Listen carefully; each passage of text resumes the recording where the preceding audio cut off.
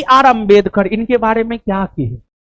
जानते हम अम्बेडकर साहब को अपना आदर्श क्यों मानते हैं पता है? हम एक बात बताते हैं, हम अम्बेडकर साहब को अपना आदर्श क्यों मानते हैं और हम सभी को अम्बेडकर साहब को अपना आदर्श क्यों मानना चाहिए। अम्बेडकर साहब का जो कंसेप्ट था, उस कंसेप्ट का दुनिया दीवाना है। देखिए, अम्बेडकर साहब के साथ छुआछूत का व्यवहार हुआ। अम्बेडकर साहब महार जाति से आते थे, दलित जाति था, उसके साथ छुआछूत का व्यवहार किया जाता था, तो अम्बेडकर साहब के साथ छुआछूत का व्यवहार हुआ था। अम्बेडकर साहब के साथ छुआछूत का व्यवहार हुआ तो अम्बेडकर साहब पढ़े लिखे और उसने यह तय किया, हमारे साथ छुआछूत का व्यवहार हुआ है, लेकिन हम अपनी आगे आने वाले पीढ़ी के साथ छुआछूत का व्यवहार नहीं होने देंगे।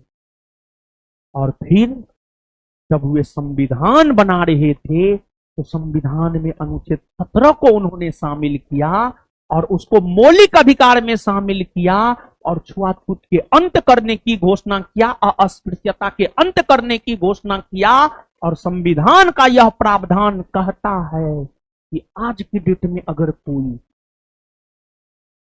छुआछूत का व्यवहार किसी के साथ करे तो यह माना जाएगा कि आपके मौलिक अधिकार का हनन हुआ है और फिर आप उस स्थिति में डायरेक्ट सुप्रीम कोर्ट जा सकते हैं, देश के सबसे शीर्ष अदालत जा सकते हैं और सुप्रीम कोर्ट आपके मामलों की सुनवाई करेगा और आपको न्याय देगा। मतलब अम्बेडकर साहब के दीवाने हम इसलिए हैं क्योंकि अम्बेडकर साहब जो कष्ट झेले वो कष्ट अपने आगे आने वाले पीढ़ियों को नहीं झेलने दिए।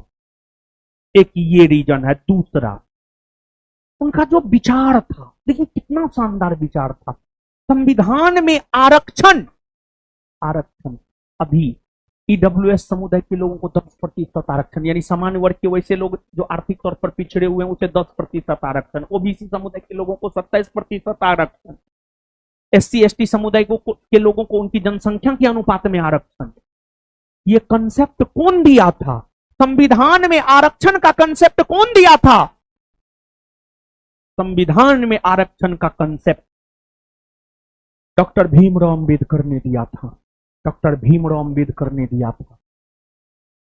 डॉक्टर भीमराव अंबेडकर ने दिया था। महात्मा गांधी